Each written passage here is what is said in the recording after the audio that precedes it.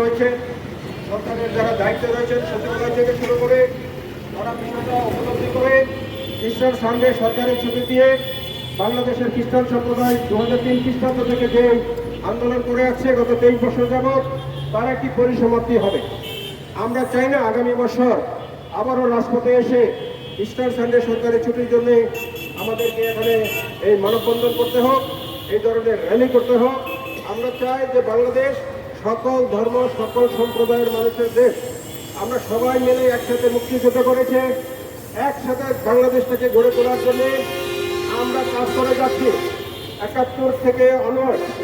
সুতরাং একটি সম্প্রদায়ের একদিনের সরকারি ছুটির বিষয়ে কেন আসলে সরকারের এই কার্পণ্য, কেন বিগত 23 বছর যাবৎ এই বিষয়টাকে আমাদের উত্থাপন করে কথা বলতে হয়েছে আমাদের বোধগম্য নয়।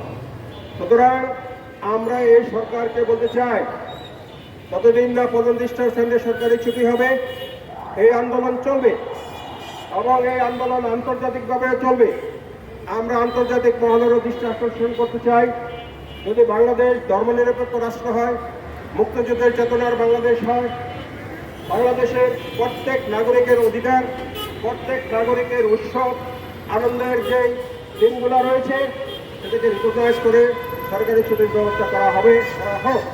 এটা আমাদের আদিবাসী ভাই বোনদের জন্য করা হয়েছে, অন্য হিন্দু সম্প্রদায়ের জন্য করা হয়েছে, বৌদ্ধ সম্প্রদায়ের জন্য করা হয়েছে, সেটা খ্রিস্টান সম্প্রদায়ের জন্য আরেকটি দিন যেটা আমাদের ইস্টার সানডে, সেদিন সরকারি ছুটি ঘোষণা করে সরকার সেইভাবে আমাদের খ্রিস্টান সম্প্রদায়ের অবদানকে, খ্রিস্টান সম্প্রদায়কে মূল্যায়ন করবে, সেটা আমাদের প্রত্যাশা।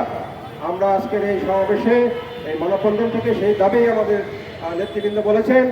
আমাদের ধন্যবাদ জানাতে চাই আমাদের শ্রদ্ধেয় ফাদার আলবার্ট টি রোজারিও, যিনি আর্চবিশপ হাউসে তিনি প্রধান পুরোহিত, তিনি এসেছেন। আমাদের আর্চবিশপ মহোদয় জানেন এবং তিনিও আজকে কথা বলেছেন আজকের এই মানববন্ধন উপলক্ষে। তিনিও আমাদের সাথে সংহতি প্রকাশ করেছেন।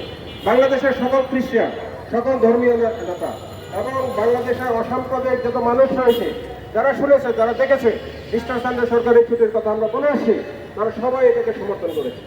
এবং আমি আমার বক্তব্য জিজ্ঞাসা করতে চাই না।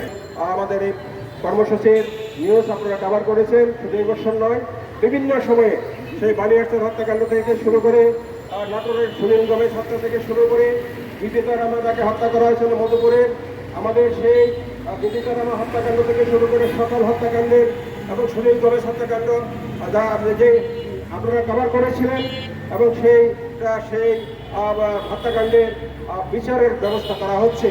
আমরা আশা করি সেই হত্যাকাণ্ডগুলোর বিচার হবে এবং